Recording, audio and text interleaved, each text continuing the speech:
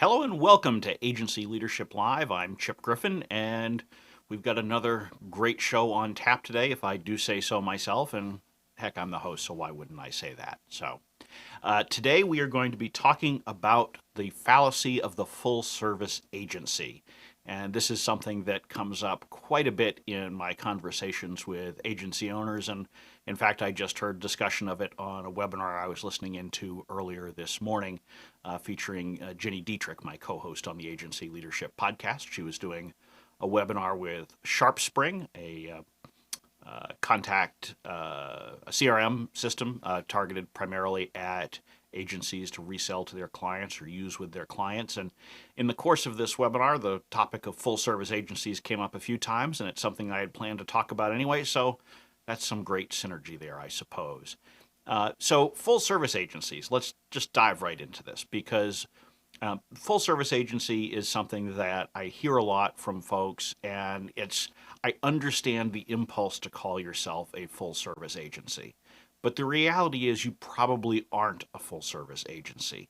Unless you are really giant and have all sorts of employees and skill sets and equipment and knowledge, you really aren't providing a full set of marketing services.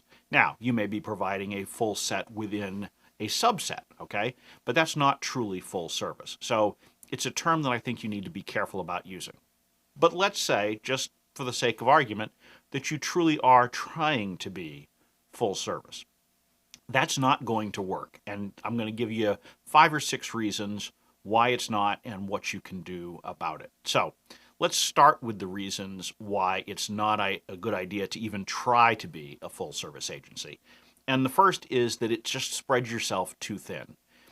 Again, going back to my point about the size and breadth of the skill set that you bring to the table, the chances are having all of those skill sets under the same roof, someone who can design logos and websites and do coding of websites and can do PR and writing and video production and on, you simply don't have all of that in all likelihood. So if you're trying to do that, you're going to be trying to build up a team, whether it's in-house or with vendors, and you're going to be managing so many different things that you're going to spread yourself as a leader so thin that you aren't going to be able to communicate the true expertise that you have.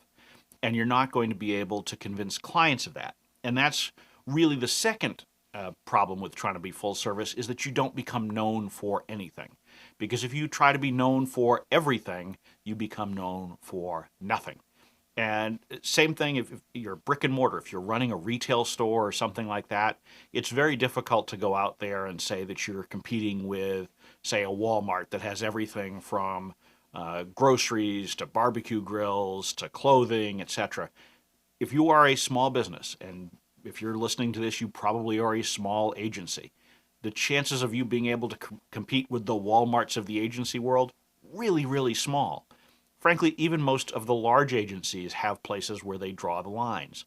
There are very few that go deep into advertising and deep into PR at the same time and deep into web design and development.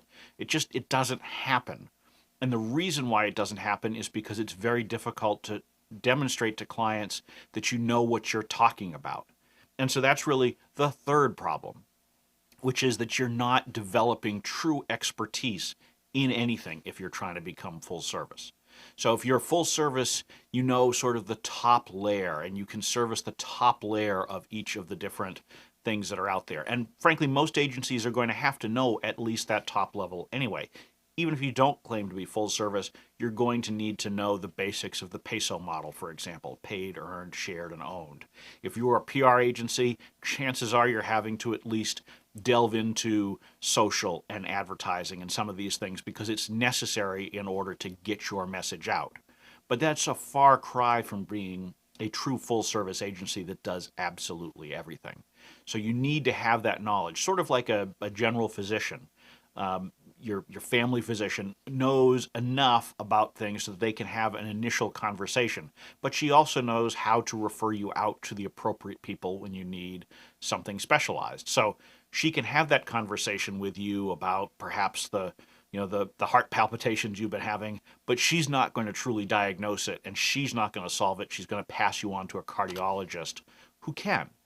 And you need to think the same way as an agency. You need to be aware of the other things that are adjacent to your particular specialty, but you really ought to have a specialty or a handful of specialties that you're focused on. And that brings us to the next problem, which is scope creep. This is something that every agency has to deal with. But if you are claiming that you are full service, it becomes even more difficult than usual to keep your clients corralled and not have them keep spreading you out and saying, well, as long as you're doing this, why don't you do this? And they're not saying, hey, I want to pay you more for that. They're saying, because you are full service, why aren't you managing ads for me and these kinds of things? And obviously, in any agency, you need to be able to control scope creep. You need to have those conversations with your clients to rein them in. You need to have clear statements of work. And we'll do another video at some point where we talk about managing scope creep generally. But to the extent that you're calling yourself full service, it becomes even more challenging to keep that under control, because the client then doesn't have clearly delineated in their mind what your specialties are and where they should be coming to you versus where they should be thinking about an alternate solution. The next piece of this is client retention. And you say, well, wait a minute. How would client retention be negatively impacted by being a full service agency? Wouldn't it actually help? And I would argue that it doesn't help you. And the reason why it doesn't help you is because of what we talked about earlier, where you're miles wide but an inch deep. And if you're only an inch deep, it becomes very difficult to really deliver on the promises that you're making and really go that extra mile for the client in delivering the results that they're looking for in that particular specialty. Because once you start saying you're full service, you've got your attention distracted, you've got your resources distracted, and you've got your fingers in all different pies. And anytime you're able to maintain greater focus, you're going to be in a stronger position to deliver the results for clients that help them to stick around. So it seems counterintuitive, but if you say that you do everything and you think that's going to help you keep clients, it's probably not. Now, the next piece goes to more of the operations of the firm, and another reason why trying to be full service is a problem. And that is, if you are trying to do all of these different things, it becomes that much more challenging to achieve scale in any particular thing. And you achieve scale by becoming more efficient. And so as you become efficient at doing things, if you're building websites over and over again, or you're running social campaigns over and over again, or you're sending out press releases over and over again, or writing op-eds, or whatever it is, you start to become better at it. You hone your processes. Your team develops expertise. Instead of it taking 3 hours to produce a video, maybe it only takes 1 hour to produce a video because they've just done it so many times over and over again. In a full service agency where you're spreading yourself around and doing a bunch of different things, you don't have the benefit of that expertise. You don't have the benefit of the lessons learned from having done the task repetitively. And so if you don't do that, then you can't scale up and grow in the same way, because you're going to be slowed down by the fact that you're not able to increase your profit margins. You're going to be slowed down by not trying to develop the better practices that deliver better results for your clients. So it becomes a real problem when you're trying to pretend that you're a full service agency. So if I don't think that calling yourself a full service agency or trying to be a full service agency is the right answer, then what is the answer? And it depends, because there are different kinds of agencies. So you need to have some degree of specialization, and you need to open or close the aperture of your specialties depending upon the markets that you're serving. So let me give you some examples. You can offer more services if you are really targeting very closely who you're serving. So if I say that I am serving churches in the Northeast, or restaurants in New York City, or associations in Washington, D.C., the more I narrow down my target base, the more I can open up at least a bit on the scope of services that I'm offering them. And the reason for that is because you start to understand your market so much better. You're in a much tighter place, so you can become known for things. It gives you that opportunity to start overcoming some of the challenges that I've mentioned earlier. In addition, it simplifies business development the more targeted you are. Now, you have to be careful because if you narrow it down too much, if you say, okay, I'm only going to service agency consultants in New Hampshire, that's a pretty small market, and you're probably not going to get very far. You certainly can give me a call, and there might be one or two other folks that you could touch base with who work with agencies, even though it's not their specialty, but it's really, that's way too narrow. So you need to have sort of a happy medium. But if you are going out there and treating yourself as more broad-based in your audience, that's when you really need to tailor your aperture on the services that you're offering, and you need to become laser focused in what your specialties are. So if I'm serving potentially thousands of potential clients, then I need to really be clear with those folks what service I'm offering to them. And it becomes even more dangerous if you've got this wide open audience to have wide open services too, because then you are truly trying to be all things to all people. So it's really, if you think about it sort of as a scale. And so you've got on one side the size of your potential client base, and you have one side the scope of your services. They need to balance each other out nicely in order for you to build a successful business. And so thinking about how you come up with this focus, and we'll have again another video about focus and figuring out what your true identity is as an agency, but let me give you some of the broad brushstrokes as it pertains to the service breadth.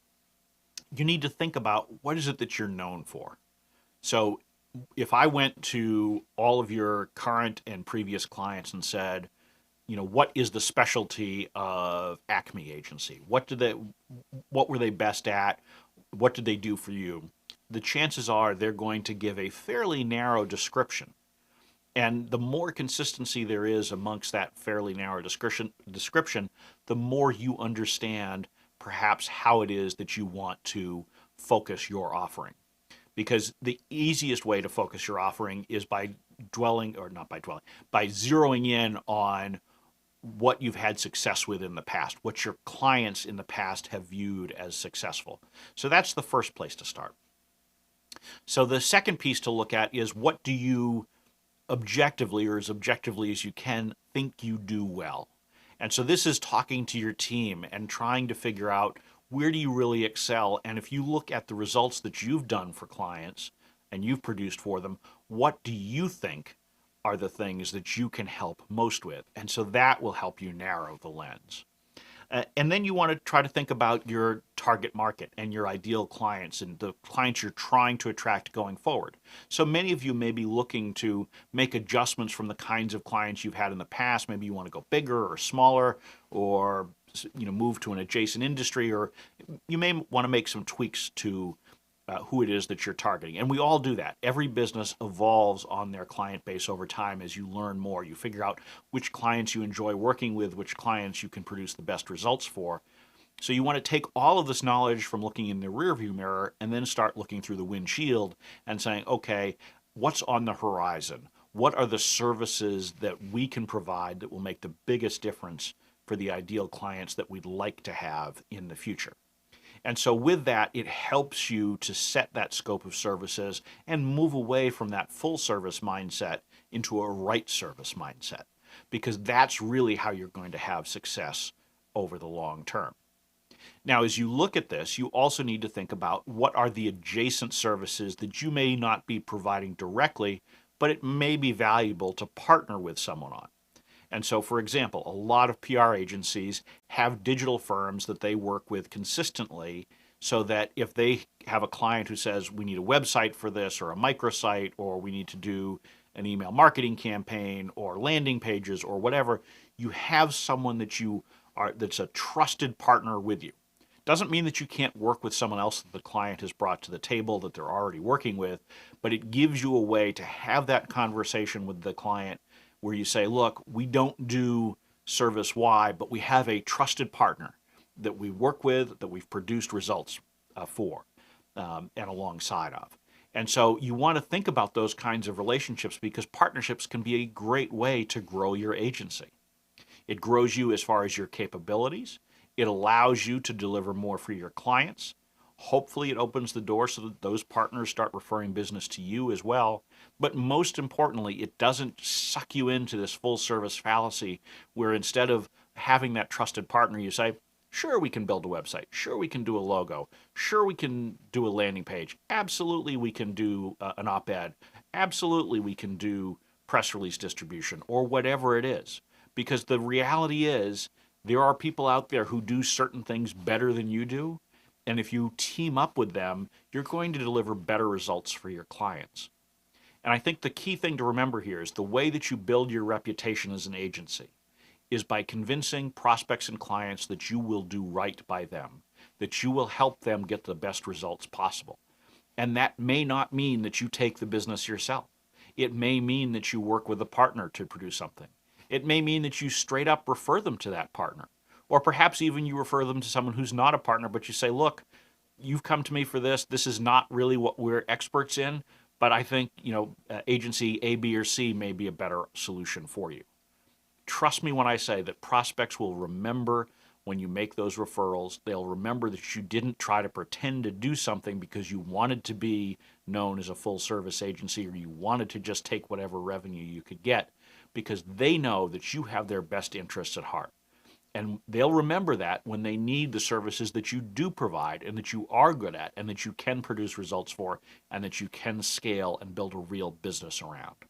So that's what I had for you today. I really wanted to talk about the full service agency fallacy because it's something that comes up so often in my conversations with agency owners. Hopefully you've picked up a few good nuggets out of this talk that you can apply to your own business. If you have more questions, I'd love to talk to you. Just reach out to me. You can drop me an email at chip@agencyleadership.com or go to agencyleadership.com for more resources or to start a conversation, because the more that we can figure out how to run our agencies better, the better we'll be as a community. And so with that, I'm going to sign off from today's broadcast, and thank you for listening.